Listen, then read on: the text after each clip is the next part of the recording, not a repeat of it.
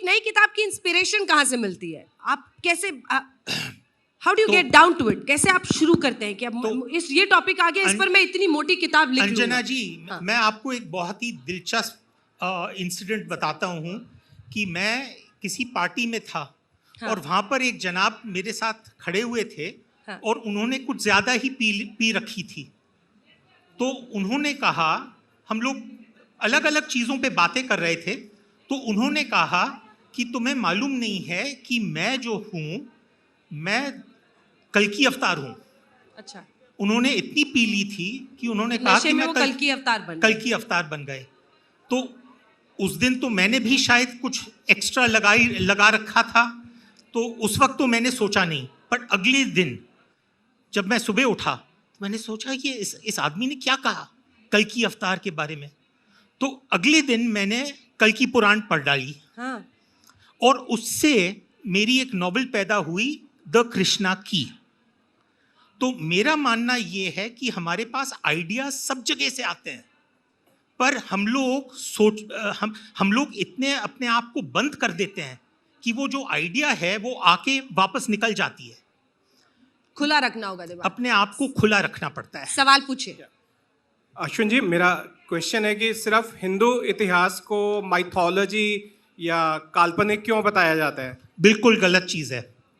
और किसी भी धर्म के लिए ऐसा नहीं कहा जाता, लेकिन सिर्फ हिंदुओं के इतिहास को ही प्रूफ मांगा जाता है कि ये था या नहीं। जी, आप सबसे निवेदन है, ये मंच हमने दिया है ताकि आप सवाल पूछ सकें, लेकिन छोटे और संक्षिप्त सवाल पूछें और फिर मेहमान को उसका जवाब देने दें प्लीज। देखिए, एक चीज़ ज़रूर है कि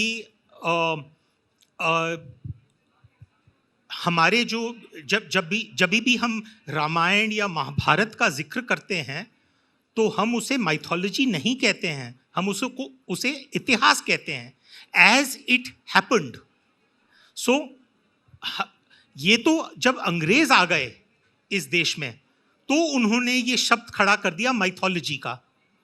और मैं तो फिक्शन में लिखता हूँ, पर मेरा ये हर वक्त जिसे कहते हैं प्रयास रहता है कि मैं आपको ये बता सकूं कि हमारे जो एपिक्स हैं उनमें सच्चाई कहाँ कहाँ फूट फूट कर भरा हुआ है।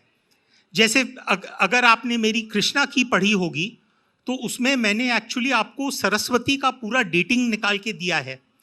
जैसे महाभारत का डेट क्या है, वो हमारे महाभारत कथा में ही लिखा हुआ है कि जब जिस दिन वो बैटल होने वाला था तो ऋषि व्यास आए थे और उन्होंने धृतराष्ट्र से मुलाकात की और उन्होंने कहा कि भाई ये जो रण है ये मत करो, किसी भी हालत में ये बैटल मत करो क्योंकि तुम्हारा पूरे वंश का नाश हो जाएगा।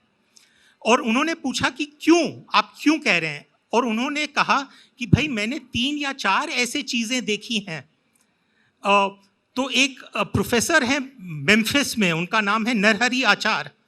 उन्होंने एक सॉफ्टवेयर खड़ा किया है जिसमें 20,000 साल पुराने जितने भी प्लैनेट्स हैं उनका पोजीशन वो निकाल सकते हैं कुरुक्षेत्र के ऊपर। जो कुरुक्षेत्र के प्लैनेटरी पोजीशंस थे वो निकाल सकते हैं। और उन्होंने वो सॉफ्टवेयर निकाल के देखा कि एक ही ऐसा डेट है जहाँ पर वो सारे पोजीशंस आपको दिखाई देते थे, एंड दैट वाज 3067 BC, मतलब 5000 साल।